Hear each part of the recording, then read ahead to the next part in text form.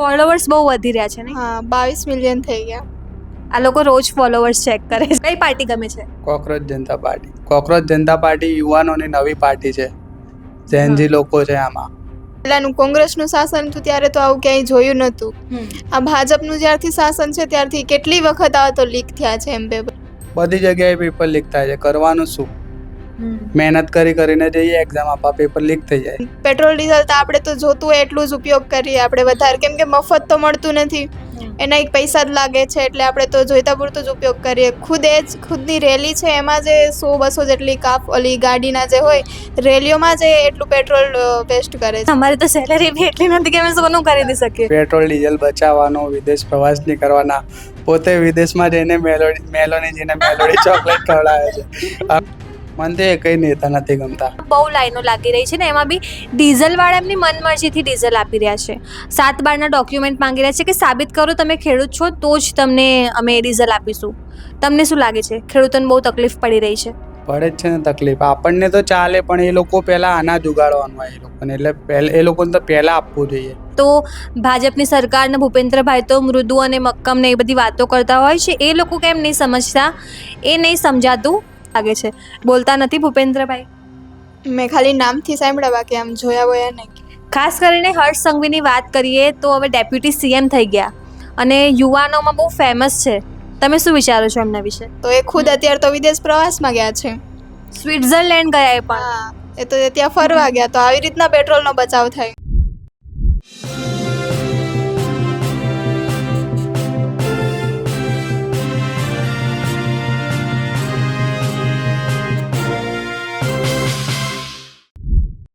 નમસ્કાર, હું છું ચંદ્રિકા પુત્રી નિરાલી મહેરિયા અને ઘણા બધા મુદ્દાઓ ચાલી રહ્યા છે દેશમાં, રાજ્યમાં. પેપર લીક થઈ રહ્યું છે, એક બાજુ પેટ્રોલ ડીઝલની અછત સર્જાઈ છે, યુવાનો નારાજ છે, કોકરોચ જનતા પાર્ટીની પણ શરૂઆત થઈ છે.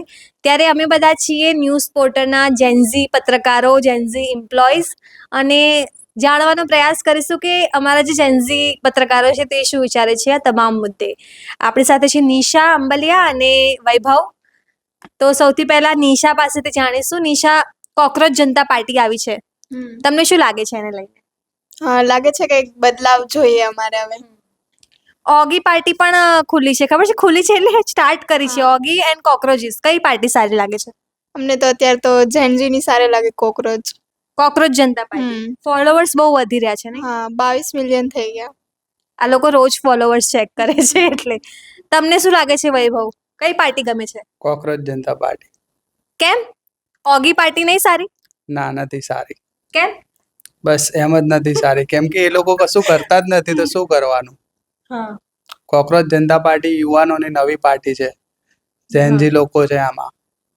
તો હવે એ લોકો કંઈક કરે, જોઈએ આપણે શું કરે આગળ. તમારા લોકોને જોડાવાનું છે કોકરોચ જનતા પાર્ટીમાં? હા, ચોક્કસથી. ગુજરાતમાં કોઈ ચાલુ કરતો હોય તો અમને જોડી લેજો. તારે જોડાવાનું છે? હા, જોડાવાનું છે. જોડાવાનું છે. હા. જી. અમે નાના હતા તો ઓગી એન્ડ ધ કોકરોચીસ કાર્ટૂન જોતા હતા, પણ એવું નતું વિચાર્યું કે ઓગી એન્ડ ધ કોકરોચીસ એકબીજાના વિરોધમાં પાર્ટી બની જશે. હવે પેપર લીકની વાત કરીએ તો શું લાગે છે, સરકાર કામ ના કરતી હોય એવું લાગે છે?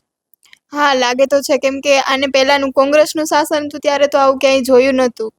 આ ભાજપનું જ્યારથી શાસન છે ત્યારથી કેટલી વખત આ તો લીક થયા છે એમ પેપર. પણ આપણા બધાના જન્મ પહેલાનું ગુજરાતમાં તો ભાજપનું જ શાસન છે. પણ બધા વડીલો જે હોય એ તો હોય ને, એ તો કહેતા હોય ને કે એમ કે આ પહેલી વખત જોયું એમ. મતલબ કોંગ્રેસના શાસનમાં નહોતું, ભાજપનામાં જ આવ્યું એમ. પેપર લીક વધારે થાય છે. બરાબર. તમને શું લાગે છે પેપર લીકને લઈને? બધી જગ્યાએ પેપર લીક થાય છે. કરવાનું શું? મહેનત કરીને જઈએ એક્ઝામ આપવા, પેપર લીક થઈ જાય. શું કરવાનું હવે? બરાબર. એટલે પેપર લીક બી એક સમસ્યા છે બહુ મોટી. કોઈ પણ એક્ઝામ આપવા જતા હોય પેપર લીક થઈ જાય, લોકો વર્ષો સુધી મહેનત કરતા હોય છે.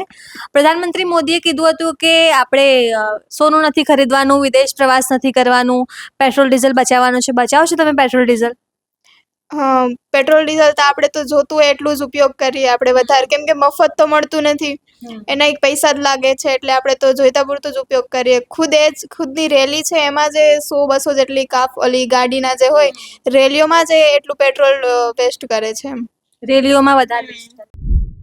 અને બીજી વાત એ કે એને સોનાની વાત કરી કે સોનું ના ખરીદતા, તો સોનાનો ભાવ જ એટલો છે કે આપણે પહેલેથી સોનું તો ખરીદી જ નહોતા શકતા એમ. હા, અને અમારે તો સેલેરી બી એટલી નથી કે અમે સોનું ખરીદી શકીએ. તમે શું કહેવા માંગો છો વૈભવ? શું કહેવાનું હોય, બધી જગ્યાએ કેટલું બધું ચાલી રહ્યું છે. પેટ્રોલ ડીઝલ બચાવવાનું, વિદેશ પ્રવાસ નહીં કરવાના, પોતે વિદેશમાં જઈને મેલોડીજીને મેલોડી ચોકલેટ ખવડાવે છે. અમને કહે છે ફરવાનું નહીં. એટલે શું તમારે ચોકલેટ નહીં ખવડાવવાની. તમારે નહીં ખવડાવવાની, હું ખવડાવીશ એવું છે મોદી સાહેબને. રાહુલ ગાંધી કેવા લાગે તમને? બહુ એટલે અત્યારે તો સોશિયલ મીડિયામાં જેન્ઝીમાં બહુ ટ્રેન્ડિંગ છે. સારા છે, અત્યારે જે મોદીજી છે એનાથી સારા છે. તમને કેવા લાગે છે રાહુલ ગાંધી? મને તો કઈ નેતા નથી ગમતા, કેમ કે કોઈ કામ જ નથી કરી રહ્યા. કોનો સાથ આપવાનો? હવે કોકરોચ જનતા પાર્ટી આવી, જોઈએ શું કરે. બરાબર. એક મોકો એમને બી આપી દઈએ, હજી ચૂંટણી નહીં લડવાના. જ્યારે બી લડશે ત્યારે. હા, એક મોકો આપવાનો. બરાબર. બીજી વાત કરીએ ખેડૂતોની, તો તમે તો પોતે દ્વારકાથી છો, તમારા ફેમિલીમાં બધા ખેડૂત છે.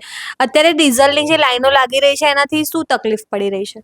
અત્યારે પહેલી વાત તો હમણાં વાવણી થશે, ખેડનો ટાઈમ છે, એટલે ખેતી અત્યારે તો 30-40 વીઘા જેમને જમીન હોય એમનું તો ખેતી આખો જમીન જે છે તો વેસ્ટ જ જવાની છે. કેમ કે અત્યારે એક તો પાણીની તંગી હોય, તો પાણી તો ઠીક છે તો થઈ જાય વરસાદ આવે તો, પણ પેટ્રોલનું શું કરવાનું?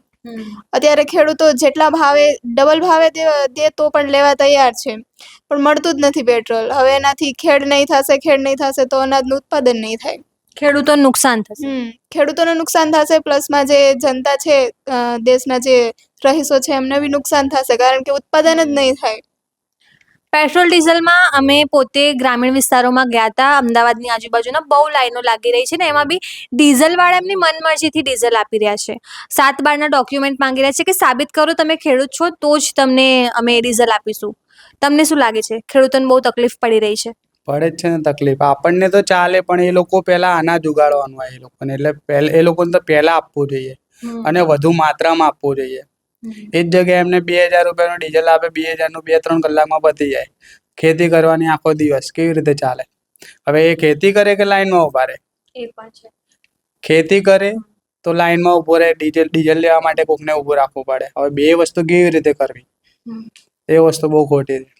ખેડૂતોની સમસ્યા અમે અમદાવાદમાં બેસીને સમજી શકીએ છીએ, તો ભાજપની સરકારને ભૂપેન્દ્રભાઈ તો મૃદુ અને મક્કમ ને એ બધી વાતો કરતા હોય છે. એ લોકો કેમ નહીં સમજતા? એ નહીં સમજાતું. ભૂપેન્દ્રભાઈની વાત કરીએ તો કે મૃદુ અને મક્કમ છે. શું લાગે છે? લાગે જ છે, કેમ કે અત્યારે આપણે બધા સમજી શકીએ છીએ બેઠા બેઠા, તો એ લોકો નહીં સમજતા હોય એમ, એને કંઈક તો વિચારવું જોઈએ ને એમ. ભૂપેન્દ્રભાઈ કેવા લાગે? ઓળખો ભૂપેન્દ્રભાઈને? વૈભવ? ઓળખું તો છું, નામ બી સાંભળ્યું છે, પણ કઈ કામમાં નથી આવતા. કોઈ જગ્યાએ કઈ ક્યાંય આગળ આવતા જ નથી. બરાબર. એટલે આમ બોલતા નહીં આગળ. બોલતા બી નથી, કામ બી નથી કરતા. તમને શું લાગે છે? બોલતા નથી ભૂપેન્દ્રભાઈ? મેં ખાલી નામથી સાંભળ્યા, બાકી આમ જોયા બોયા નહીં. સ્પીચ તો સાંભળી હશે ને એમની? હા, સ્પીચ સાંભળી. સ્પીચમાં તો એ બોલતા હોય પણ પાછું કરતા નથી, ખાલી બોલે છે. ખાલી બોલે છે. જી. તો એ આવનાર સમયમાં પરિવર્તન આવવો જોઈએ કે બીજી કોઈ પાર્ટી લાવવી જોઈએ, લાગે છે તમને? હા, પરિવર્તન તો આવવું જ જોઈએ. તમને શું લાગે છે?